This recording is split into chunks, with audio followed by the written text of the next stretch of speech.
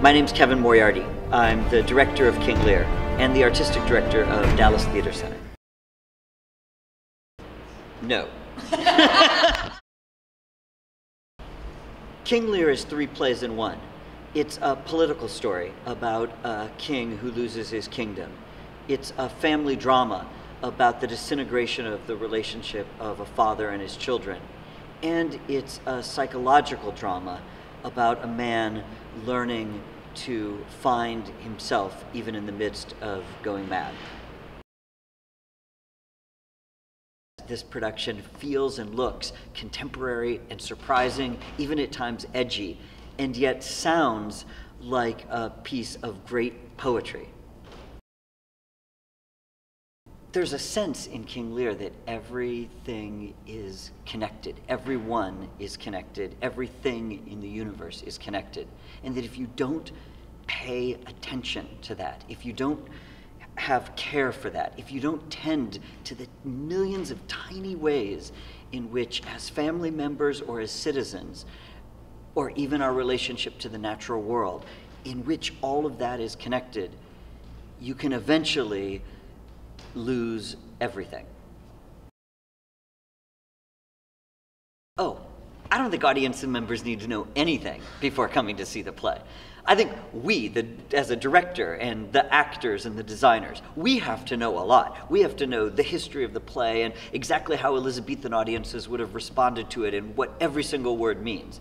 Audiences, they need to arrive with their eyes open, their ears open, and their hearts open. It's our job to tell a story clearly and passionately and relevantly, and it's the audience's obligation to be open and available to that.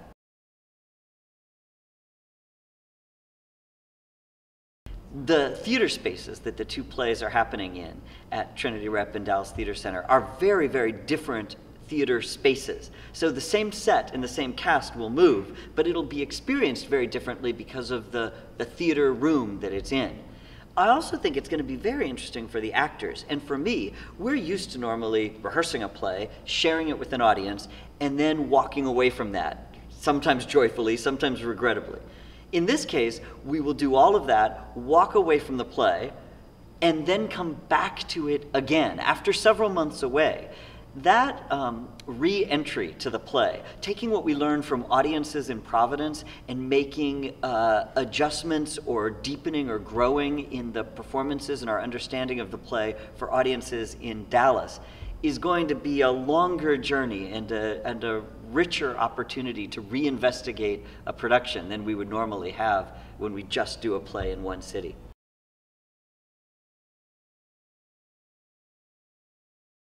Shakespeare is not only the greatest teller of stories we have in the English theater. Big theatrical events happen, surprising plot twists and turns, moments, even in a very, very serious play like King Lear, moments of very, very funny comedy, moments of shocking violence, moments of deep compassion. But on top of all of that, he also is the greatest poet who ever wrote for the stage. So you essentially have the most beautiful, complicated, rich language, a poem, a 2.5-hour poem. At the same time, you're having this immense showbiz experience of action and adventure and events. And he's our great kind of psychological creator of characters. The fact that those things coexist inside of the work of one writer, and that it happens over and over and over again throughout the 37 plays. There truly is no other writer in the English theater who has ever achieved that amazing feat.